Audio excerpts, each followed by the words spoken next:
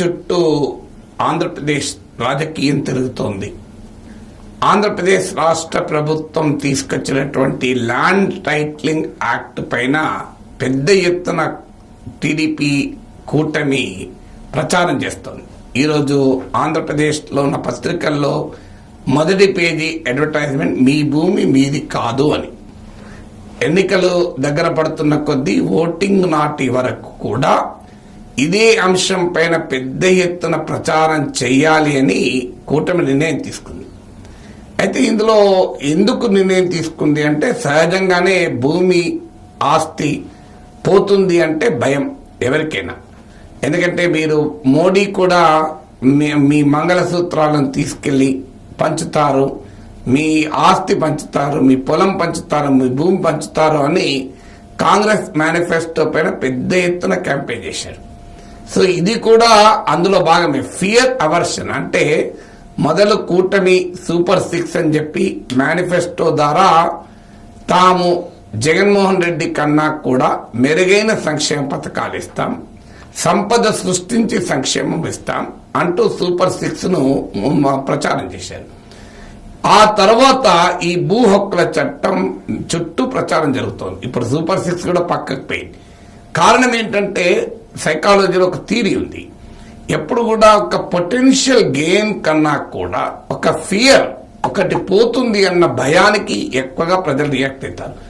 తమకు ఒక ప్రయోజనం కలుగుతుంది అన్న దాని పట్ల ఆకర్షణ కన్నా తమకు ఒకటి పోతుంది అన్న భయం ఎక్కువగా ప్రజల్ని అట్రాక్ట్ చేస్తుంది.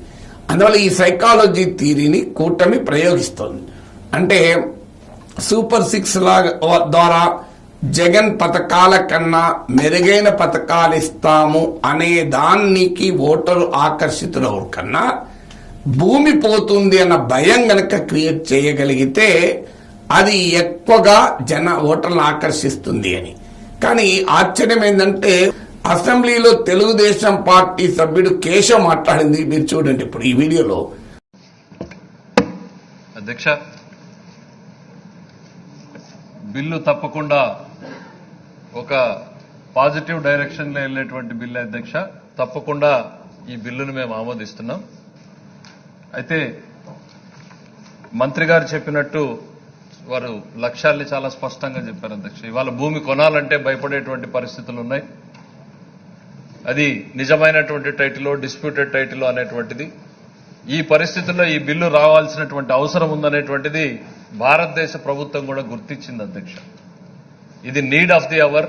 ల్యాండ్ టైటిల్ క్లియర్ గా పెట్టకపోతే ప్రాబ్లం అవుతుంది అనేటువంటి ఉద్దేశంతో భారత ప్రభుత్వం కూడా నేషనల్ ల్యాండ్ రికార్డ్స్ మోడర్నైజేషన్ అనేటువంటి స్కీమ్ ని ప్రారంభించి అన్ని రాష్ట్రాలని కూడా దీన్ని ఇంప్లిమెంట్ చేయమని చెప్పి కోరడం జరిగింది అధ్యక్ష. కర్ణాటకలో భూమి పేరుతో ఈ ప్రాజెక్ట్ ఇప్పుడు ఇంప్లిమెంటేషన్ లో ఉంది అధ్యక్ష.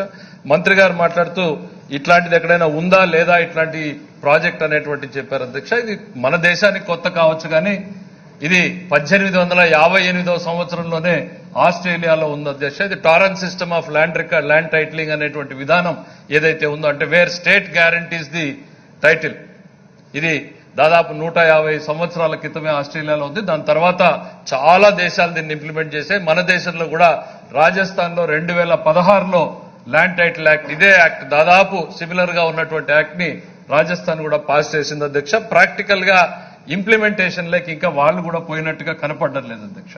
ఆశయాలు మాత్రం చాలా గొప్ప ఆశయాలు అధ్యక్ష. ఆచరణలో ఈ ప్రభుత్వం కాదు అధ్యక్ష, ఎవరు చేపట్టినా కూడా చాలా సమస్యలతో కూడుకున్నటువంటిది, చాలా కాంప్లికేషన్ తో కూడుకున్నటువంటిది. అనేక చిక్కుల్ని తొలగించే ముందు ఈ ప్రభుత్వానికి చాలా టైం కూడా పడుతుంది అధ్యక్ష. దాంట్లో ఏమాత్రం కూడా అనుమానం లేదు. బట్ ఇది ఒక పాజిటివ్ హోప్ గానే చూడాల్సినటువంటి తరుణం. ఒక పేద రైతుకో, ఒక సామాన్య కుటుంబీకుడికో ఒక క్లియర్ టైటిల్ తన దగ్గర డబ్బు ఉంటే నిర్భయంగా వెళ్లి కొనేటువంటి పరిస్థితిని కనిపించే దిశగా ఈ బిల్ అనేటువంటిది భవిష్యత్తులో ఉపయోగపడుతుంది. ఇది 2 ఏళ్లలో అవుతుందా, 4 ఏళ్లు పడుతుందా, 5 ఏళ్లు పడుతుందా అనేటువంటిది పక్కన పెడితే తప్పకుండా ఇది ఒక పాజిటివ్ డైరెక్షన్ లో వెళ్లేటువంటి బిల్ అనేటువంటిది ఈ సందర్భంగా గుర్తు చేస్తుంది అధ్యక్ష. పత్రికల్లో కూడా చాలా. సో అసెంబ్లీలో తెలుగుదేశం పార్టీ ఈ చట్టాన్ని పూర్తిగా ఆహ్వానించింది. ఈ చట్టాన్ని సమర్థిస్తున్నామని చెప్పారు. ఈ చట్టం ఆస్ట్రేలియాలో కూడా ఉంది అని చెప్పారు. రాజస్థాన్ లో కూడా అమలుకు ప్రయత్నం చేస్తారని చెప్పారు. సో తెలుగుదేశం పార్టీ ఇంత అసెంబ్లీ సాక్షిగా ఈ చట్టాన్ని సమర్థించి ఇప్పుడు ఈ చట్టం పైనే ప్రధానమైన ఎలక్షన్ క్యాంపెయిన్ భూమి పోతుంది అని ప్రచారం మొదలుపెట్టింది. ఇంకొకటి ఇంట్రెస్టింగ్ ఏంటి, ఈ చట్టం ప్రతిపాదించింది నీతి ఆయోగ్. మీరు ఇక్కడ పురంధేశ్వరి వీడియో చూడండి. ఆయోగ్ దాన్ని ముందుకు తీసుకొచ్చారు. But that does not mean state governments దాన్ని లీగల్ గా లా చేయాలి అని లేదు. It is not mandatory, it is advisory. Land titling act, NITI Aayog, it is only advisory, not mandatory. State governments can or cannot implement. ఆమె అంగీకరిస్తున్నాను. నేను చెప్పడం కాదు, నేను ఇదివరకు నా వీడియోలో కూడా చెప్పాను. ఇది పురంధేశ్వరి, ఇది నీతి ఆయోగ్ మోడల్ యాక్ట్.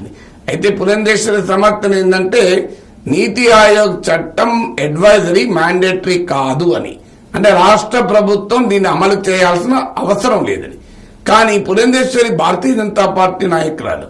ఇప్పుడు తెలుగుదేశం పార్టీ చెప్తున్నట్లు ప్రజల భూముల్ని లాక్కొని భూముల్ని కొల్లగొట్టేటువంటి చట్టం నీతి ఆయోగ్ ఎందుకు ప్రతిపాదించింది? అందువల్ల ఆ నీతి ఆయోగ్ ప్రతిపాదించినా జగన్మోహన్ రెడ్డి ఎందుకు అమలు చేశారన్నది ఇంకో ప్రశ్న. కానీ మొదలగు నీతి ఆయోగ్ ఈ రకంగా ప్రజల భూముల్ని కొల్లగొట్టేటువంటి పనికిమాలిన చట్టాన్ని ఎందుకు ప్రతిపాదించింది? మోడీ ప్రభుత్వం ఈ రకమైన ప్రజల భూముల్ని తీసుకునేటువంటి చట్టాన్ని ఎందుకు తెచ్చింది? ఎందుకు రాష్ట్రాలకు రికమెండ్ చేసింది అనే ప్రశ్నకు బీజేపీ రాష్ట్ర అధ్యక్షురాలు సమాధానం చెప్పాలి. అందుకే నేను ఇదివరకున్న వీడియోలో కూడా అడిగాను, మోడీ ఈ చట్టాన్ని రద్దు చేస్తాడా, నీతి ఆయోగ్ మోడల్ యాక్ట్ ను వెనక్కి తీసుకుంటాడా? ఈ హామీ ఇవ్వాలి కదా. మొదలు భూమి పోతుంది అనేటువంటి ఒక భయాన్ని కలిగించి ఆ భయం ద్వారా ఓట్లు తెచ్చుకునేటువంటి ప్రయత్నం ఇప్పుడు ఆంధ్రప్రదేశ్ లో జరుగుతుంది.